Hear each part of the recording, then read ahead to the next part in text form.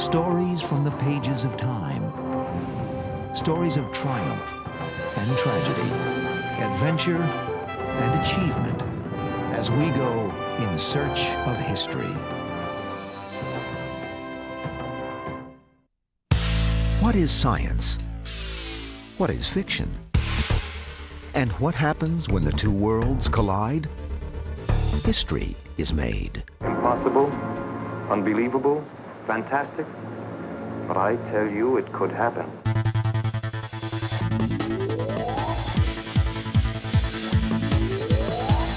Rockets, cloning, robots, moonwalks, atom bombs, all started as futuristic visions of prophetic science fiction writers. And now, they're reality. Science fiction writers are predictors of the future. We discover how our future was taken straight from the pages of far-out books and magazines as we go in search of history for the truth about science fiction.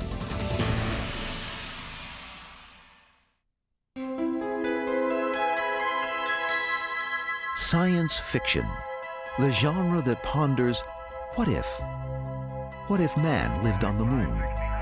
What if electricity could bring a man to life? What if robots ruled the world? Science fiction as we know it emerged in the 1700s.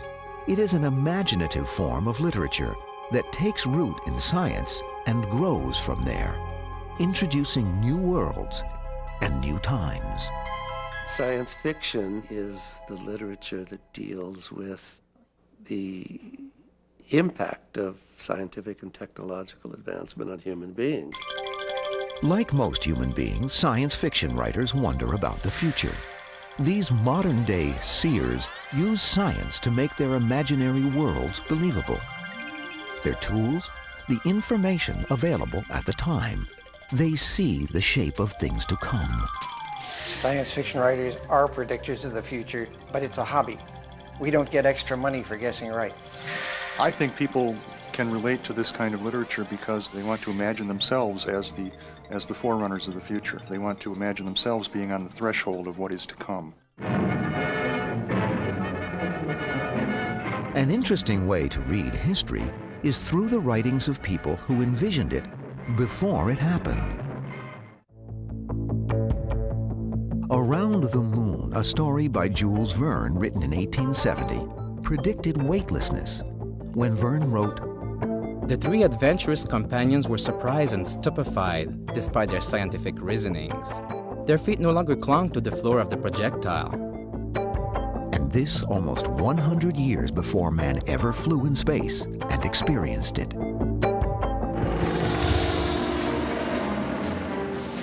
Before flying by airplane had ever been achieved, H.G. Wells wrote When the Sleeper Wakes in 1899, describing battles between aircraft squadrons in this passage. He looked up with a start and saw the huge wings of the flying machine gliding slowly and noiselessly overhead. Wells even wrote about the airports the fleets of planes came from. The list of early visions becoming fact is astonishing. The Angel of the Revolution by George Griffith in 1893 described aerial battleships. In 1904, Rudyard Kipling's With the Night Mail predicted airmail. Edwin Balmer's 1910 Achievements of Luther Trant detailed the lie detector. These glimpses of science fiction becoming reality are often the jumping-off point for many scientists. They credit the fiction in developing the real world of today and tomorrow. H.G. Wells and Jules Verne are the two men most often named the fathers of science fiction. Verne made a very interesting comment at the end of his life, comparing the two, because many people put them together and they call Verne the French H.G. Wells. And he said, no, he said, Wells invents, and I do not invent. Jules Verne's best-known stories are 20,000 Leagues Under the Sea, Around the World in 80 Days, and Journey to the Center of the Earth. He originally wanted to be a playwright, but couldn't make money at it. So Verne tried his hand at adventure stories for young readers in order to make ends meet. He was an incredibly curious man. I don't think he started out to be a writer of scientific popularization, but when it came along, he threw himself in wholeheartedly. Verne's first scientific romance, as they were called, 5 Weeks in a Balloon, is an adventure story about young people taking off into the unknown. In addition to the rip-roaring action, he included technical details about balloons and how they fly. After publication in 1861, Verne predicted the development of aviation with an astoundingly accurate vision of modern airplanes when he said in a speech, How can a balloon be made to face currents running at 6, 7, or 8 meters to a second? It is a mere dream, though I believe that if the question is ever to be solved, it will be a machine which will be heavier than the air, following the principle of the bird, which can fly, though it is heavier than the air which it displaces. Science fiction is very important in stimulating scientific research and discovery. Verne, I'm sure, inspired any number of young budding scientists to actually embark upon a scientific career. The spirit of Jules Verne was picked up by Hugo Gernsback. Hugo Gernsback is credited with popularizing science fiction and bringing it into the mainstream.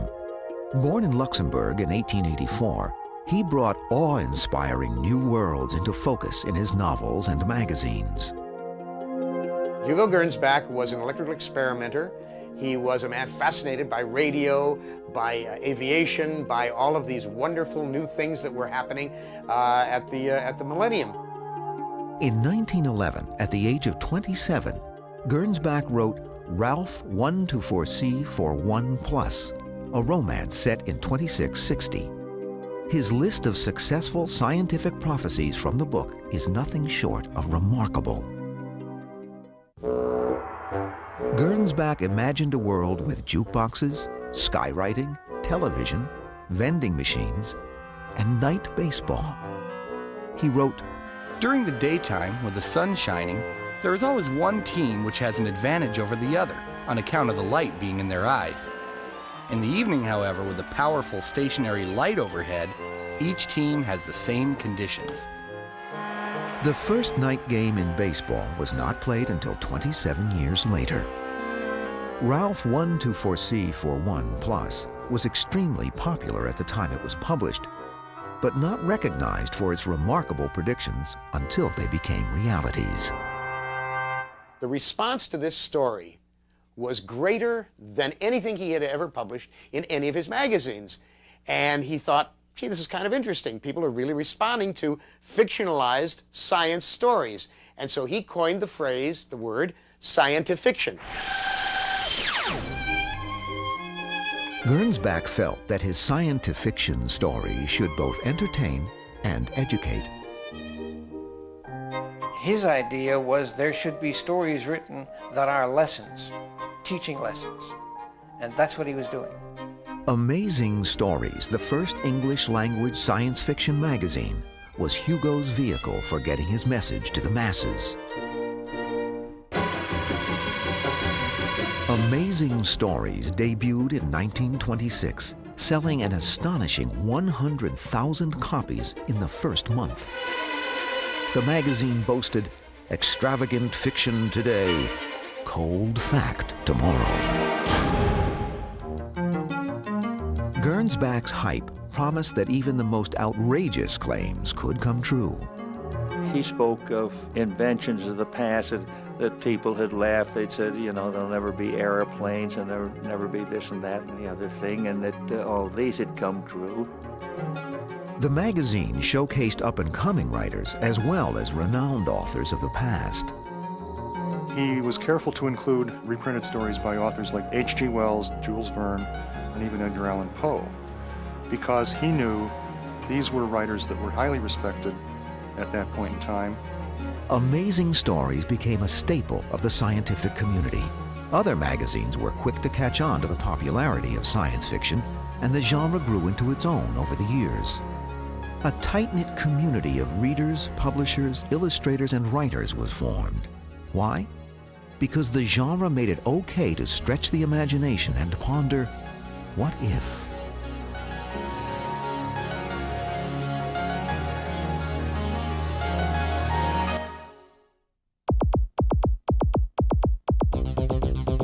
Imagine a world where machines walked, where they talked, I can perform 36 separate and distinct acts. and where they could think on their own. Introducing the robot. But he's a robot. Without you, what could he do?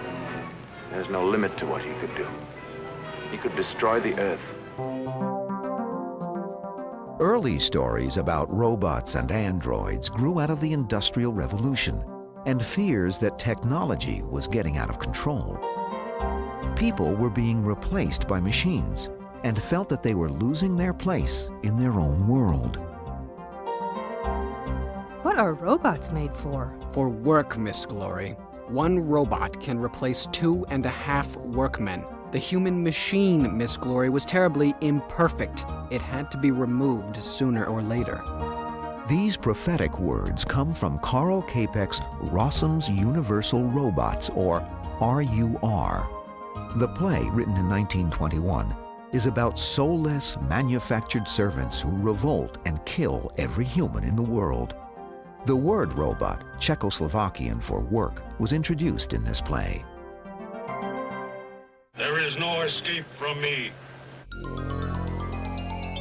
Inspired by science fiction, inventors dreamed of robots that would assist in the home. Yes, ma'am. Rolo, get. Robots would, however, assume much more practical jobs in the real world. A robot revolution spreading industry by industry.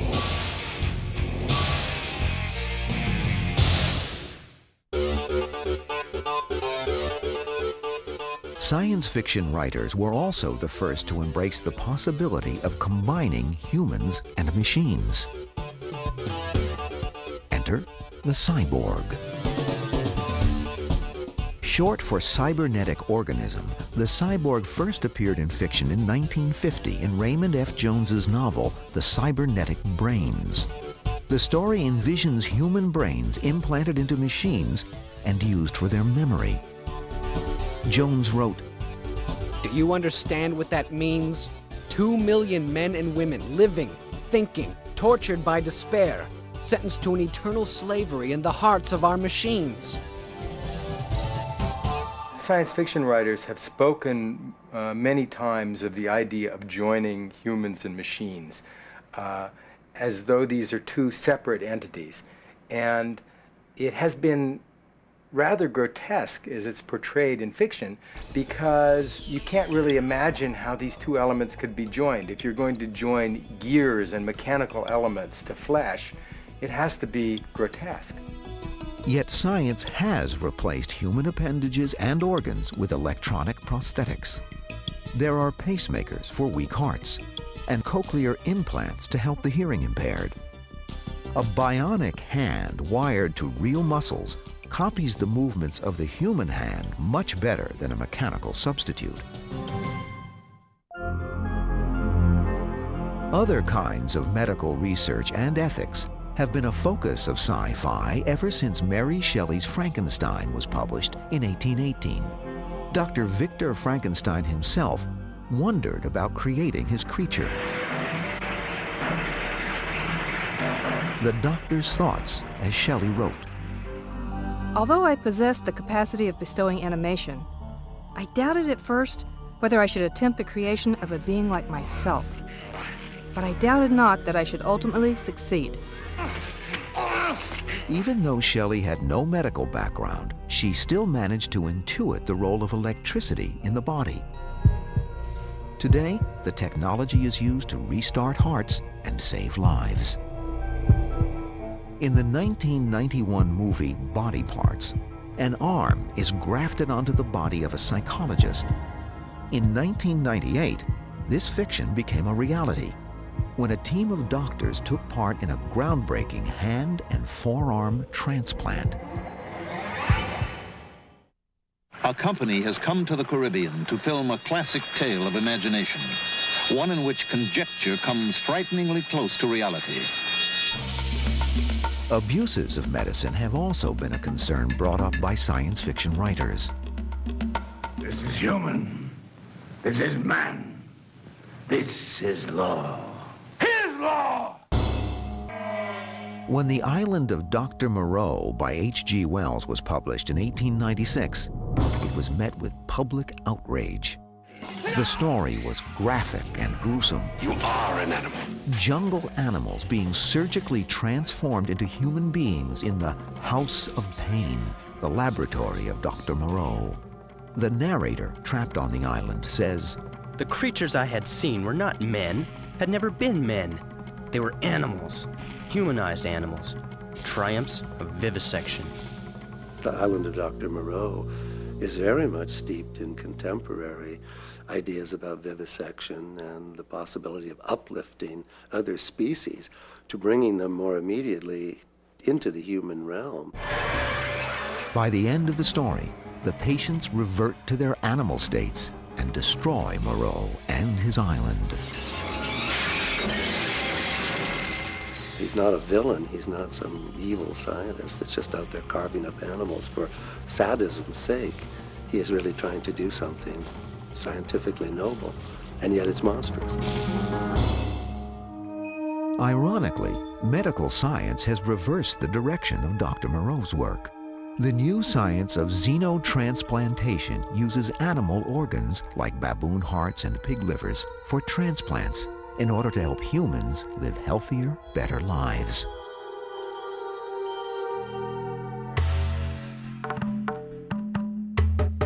Since the discovery of DNA, another medical concern emerged in science fiction: cloning. These stories became very popular in the 1970s. Books like Richard Cowper's 1972 Clone and Kate Wilhelm's 1976 Where Late the Sweet Bird Sang led the charge. Also in 1976, Ira Levin's immensely popular The Boys from Brazil explores a plot to clone Adolf Hitler. He's alive. This album is full of pictures of him, exact genetic duplicates. They are pure Hitler, bred entirely from his cells. The book took on new meaning in 1997 when a Scottish sheep named Dolly was the first animal to be successfully cloned. Cloning is really just the production of a genetically identical individual to an individual that already exists. And this is what was done in the Dolly experiments, where a nucleus was transferred from an adult to produce an identical fetus, an identical infant.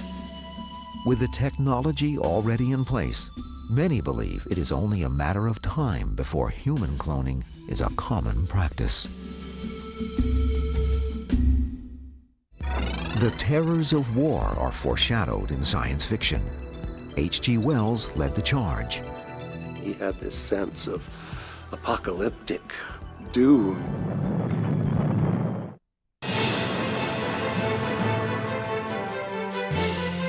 Warfare science fiction style. The battlefields are dangerous. The landscapes alien. There are planet smashers and doomsday weaponry. These popular themes in sci-fi are often no comparison to the real horrors of war.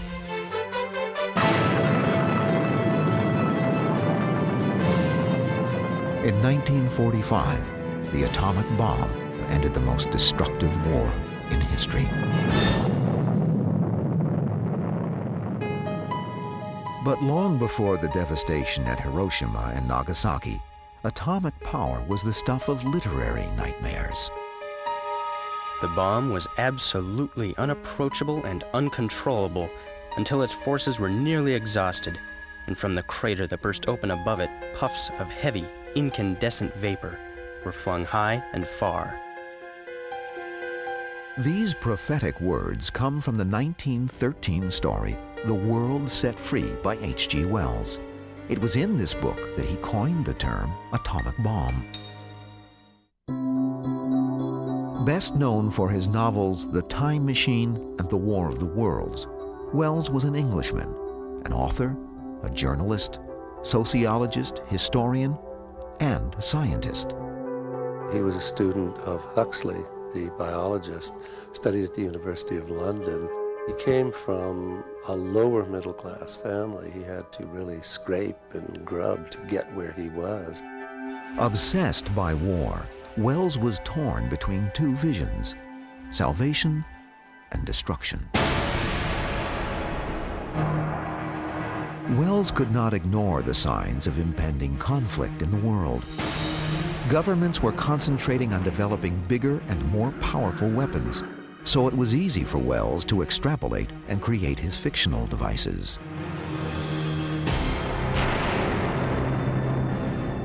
A couple of his stories in the first decade of the 20th century foresaw the possibility of things like tank warfare, all-out air warfare. His story, War in the Air, predicts an all-out war that will be realized with the First World War, and even more with the Second. He had this sense of apocalyptic doom, if you will, that he grappled with all his life. Later he was trying to find solutions for this, but he had no illusions about the nature of human beings and their capacity to destroy each other.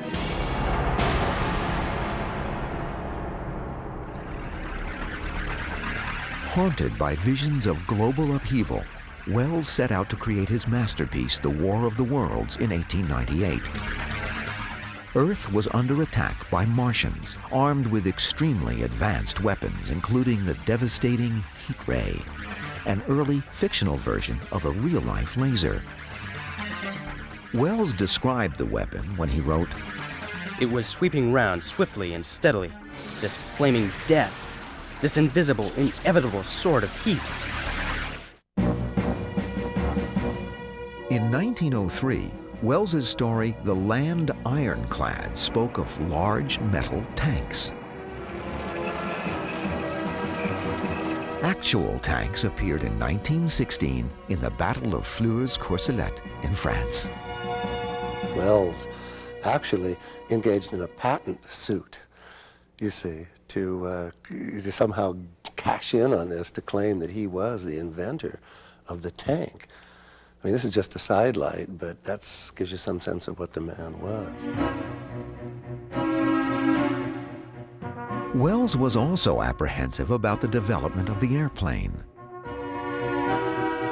In several stories, including The War in the Air, The World Set Free, and The Shape of Things to Come, he foresaw airplanes dropping bombs on an unsuspecting and unprotected population.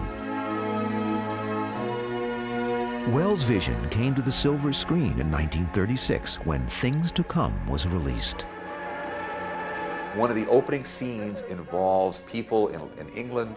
They're living in any town, England, and they look up in the sky and there's fleets of bombers flying over the English Channel coming to bomb them. When the English audience saw that, they laughed.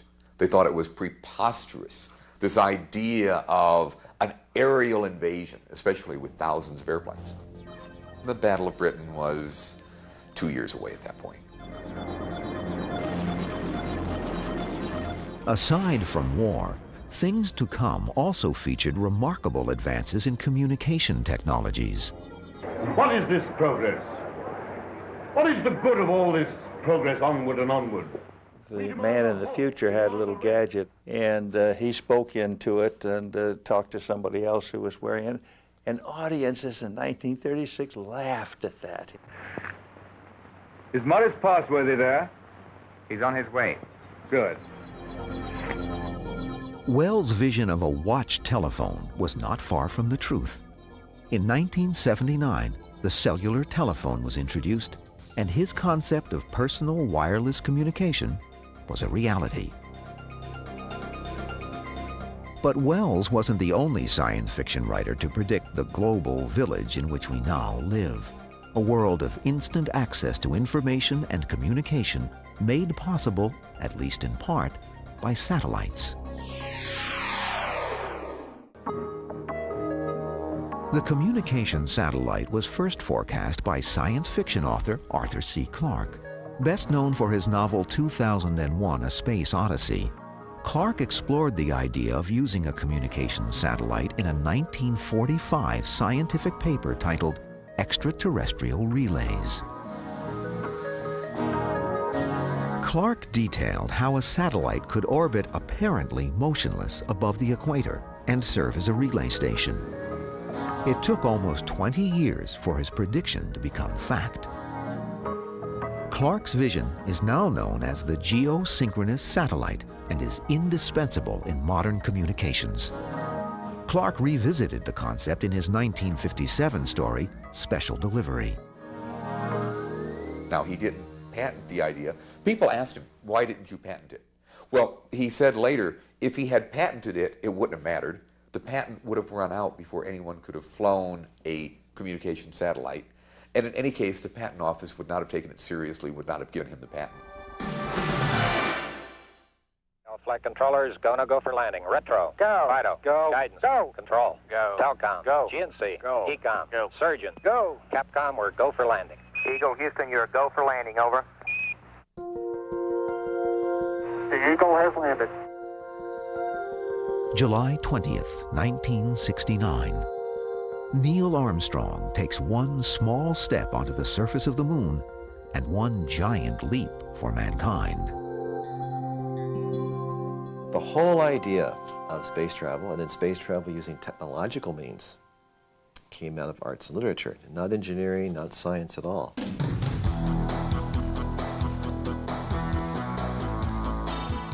founding fathers of modern rocketry and astronautics all credited Jules Verne with having started their ideas for even thinking about space travel.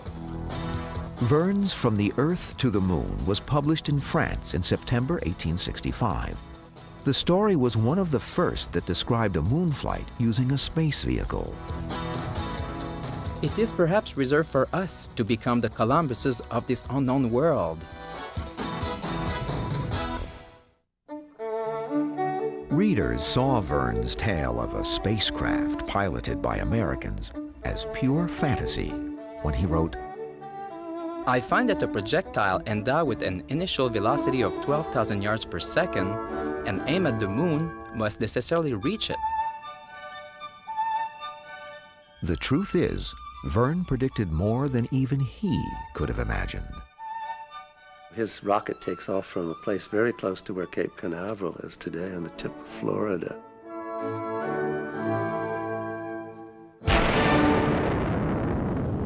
The Frenchman Verne set the liftoff in the U.S. because he admired the American entrepreneurial spirit. Verne's method of propulsion? A cannon. Absurd by today's standards, it was nonetheless a natural hypothesis for his time. Jules Verne's contribution to this, for example, was to show that it might be possible to launch a projectile from the Earth to the Moon using nothing but available technology. The science is totally wrong, and yet at that time ballistics was the major science, and people were speculating on the possibility of giant cannons and things like this. In 1929, German film director Fritz Lang's The Woman in the Moon captivated audiences and demonstrated a more accurately modern approach. It was a major motion picture, big film. A lot of money went into it. They put a lot of effort into trying to get it right. The thing about that movie that was so interesting is that they invented something in that movie that we use today in every rocket launching: the countdown.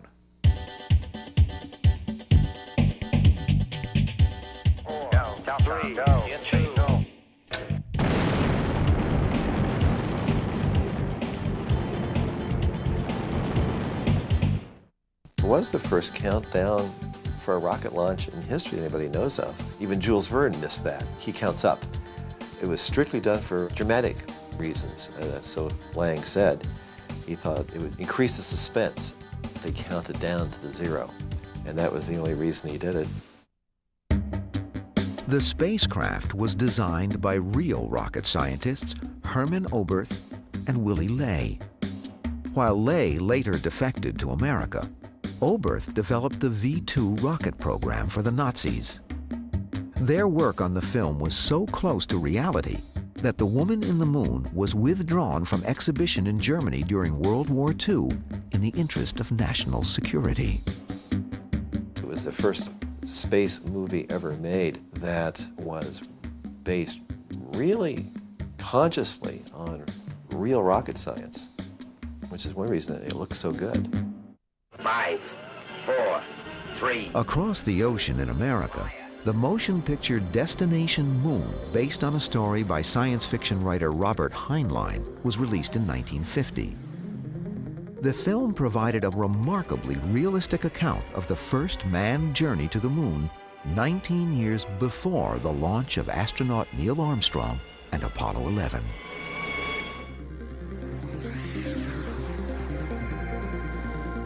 In Destination Moon, Robert A. Heinlein had a complete lunarscape. Nobody had ever set foot on the moon.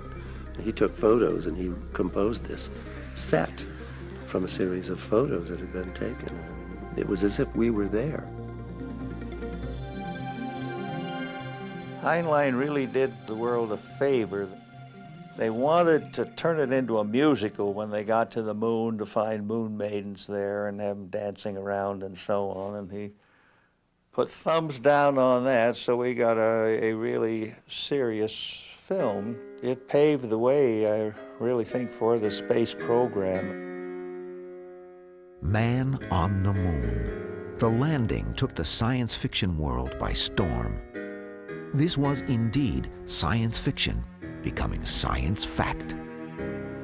I had a piece of paper and a pen, and I had an audio recorder. And I wanted to record that magic moment.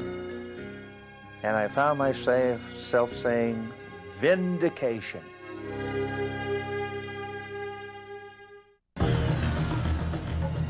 Along with the moon, science fiction writers have always been fascinated with Mars, the fourth planet from the sun. It's very easy to figure out why I got interested in space and things like that. The book was called The Exploration of Mars. And in there was a single painting by Chesley Bonestell. It was a realistic scene, and that's what really hooked me into space and rocketry and everything else. Mars has been visited by human tourists for years. In science fiction stories, that is. One of the most popular is The Martian Chronicles by Ray Bradbury. He first imagined the Mars-scape in this passage. Beyond the marble amphitheater lay little towns and villas. Pools of silver water stood motionless, and canals glittered from horizon to horizon. Bradbury's vision of Mars is not exact, but scientists at NASA and the Jet Propulsion Laboratory in Pasadena, California, have determined that Mars is the most likely habitat for life beyond Earth. Some readily admit that they are inspired and informed by science fiction. I find for me to be effective, for example, in building an instrument to send to Mars, I have to think like a Martian. Now, I can read Bob Zubrin, I can read Johnson's point reference design for going to Mars. I learn a lot more by reading Kim Stanley Robinson and getting into the head of people that might live on Mars and what they'll see and do and experience. Thinking about and reading about people on Mars coping with that environment helps me get an intuitive feeling for it that is much better than all the equations I can write down.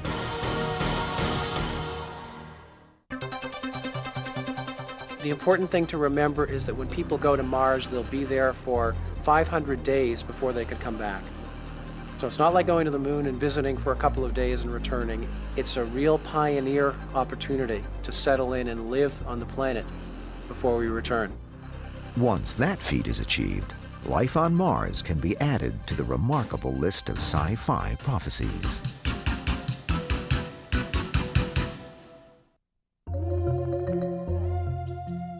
Not all of the marvels imagined by science fiction writers have come true, yet. Time travel, popularized in 1895 by H.G. Wells's The Time Machine, is still well beyond the reach of today's science. The little hands upon the dial that registered my speed raced around faster and faster, and consequently my pace was over a year a minute. Wells was doing something that nobody else did at that time, and the idea of time travel, we might have had it before. People would get hit on the head, or people would fall asleep and they would wake up somewhere else. But here he actually devised a machine and a theory behind how that machine would go from the present to the future. And this was simply unheard of. If that machine can do what you say it can, destroy it, George, before it destroys you. Time travel can never happen. Time is an arrow, folks. It only heads in one direction. You can't go back. Yet there are some scientists with hopes of making Wells' vision of time travel a reality.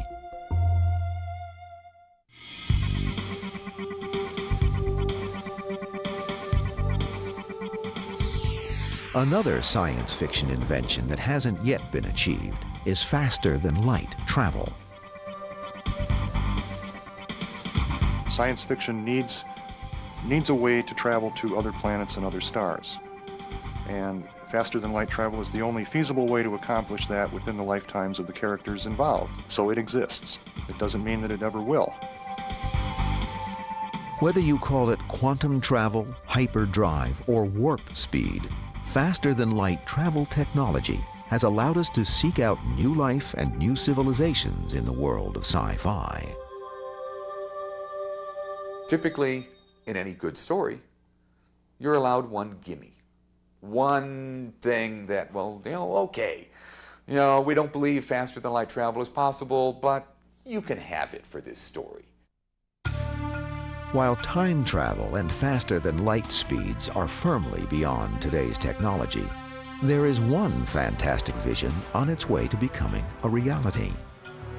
Cryonics, a bizarre marriage of science fact, fiction, and hope. Inspired by R.C.W. Ettinger's novel, The Prospect of Immortality in 1964, cryonics involves freezing dead bodies in liquid nitrogen and keeping them in storage. The goal? Resurrection, as Ettinger described. Centuries may pass, but to him there will only be a moment of sleep without dreams. After awakening, he may already be again young and virile, having been rejuvenated while unconscious. The people who are the scientists who work for Alcor and these cryonics foundations still credit this man as being their patron saint, the one that gave them the idea. Cryonics is a partially realized science fiction vision. We know how to freeze the bodies, but we're not yet able to bring them back to life. But for now, cryonics is seen as a win-win situation. On a risk-reward basis, there's nothing that can be said against it. Considering that you're already clinically dead when you're frozen, the risk is really not very significant. The cost is not very significant. The rewards are certainly immense.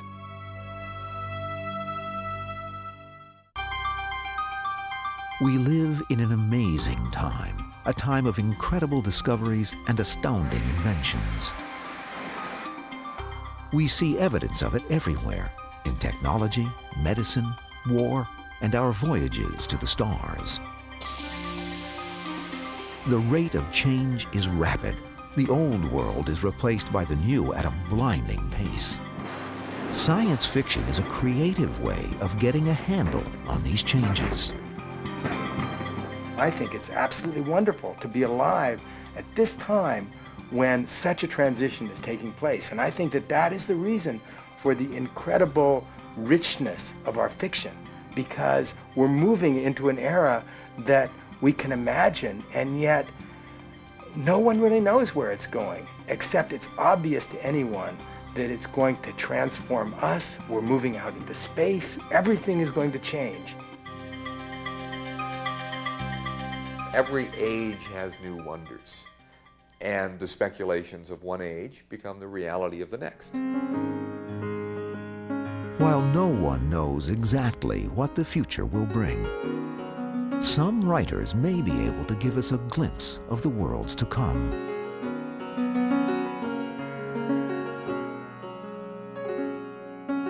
We find that the line between science fiction and science fact becomes more and more blurred as we boldly go in search of history.